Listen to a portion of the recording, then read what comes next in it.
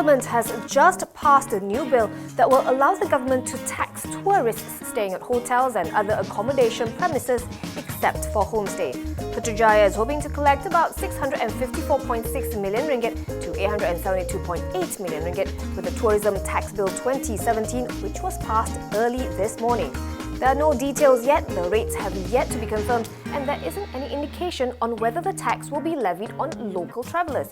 But it could push tourists to Airbnb and unlicensed hotels, and that could be a drag on the hotel business, which is already being affected by the rising cost of living and higher inflation.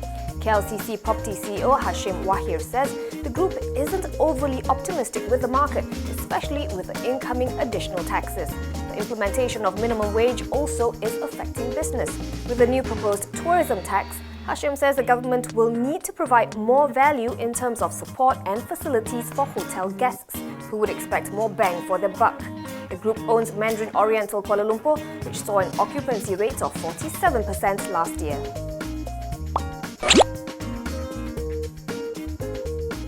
Hong Kong-listed Country Garden says some 60 buyers in China want to cancel their bookings for units at the Forest City development in Johor. The group is now in discussions with the buyers who intend to exit from the project after being caught in China's capital controls.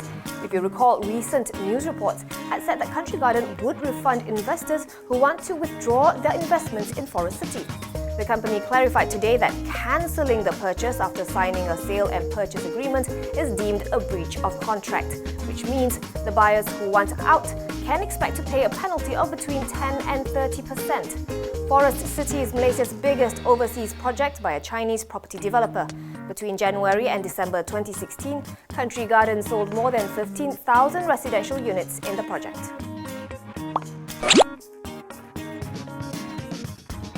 A debate on a bill to allow the Sharia courts to impose more severe punishments, including up to 100 strokes of the cane, has been postponed to the next parliamentary sitting.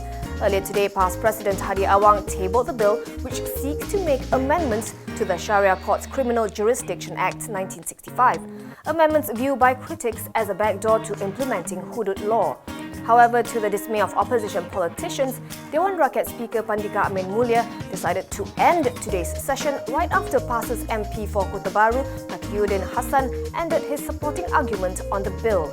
Quoting a certain politician he did not name, Pandika told the lawmakers present that if you're in power, you're powerful. If you don't use your power, you are a fool. And that's not what he wants to be today. Pandika had already angered some MPs after moving Hadi's bill to the top of the order paper. The Dewan Rakyat reconvenes in July.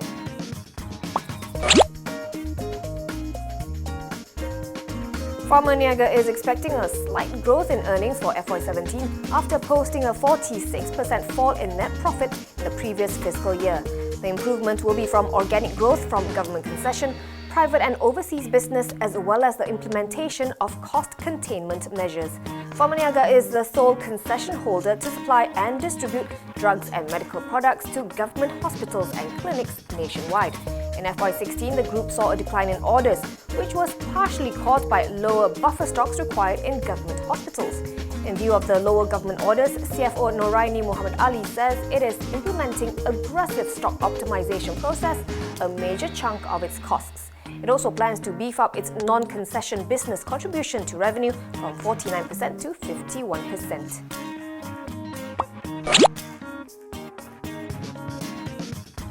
MTUC, the umbrella body for trade unions, wants the authorities to probe Malindo Air following allegations that the carrier asked female job seekers to remove their tops and lift their skirts during interviews.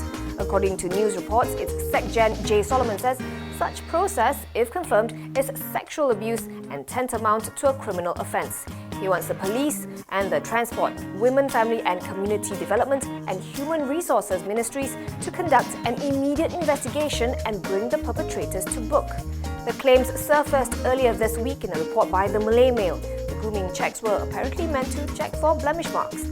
According to the Daily, Malindo Air's PR and Communications Director Raja Saadi Raja Amrin defended the checks as standard procedure. He claimed that other airlines conducted similar routines.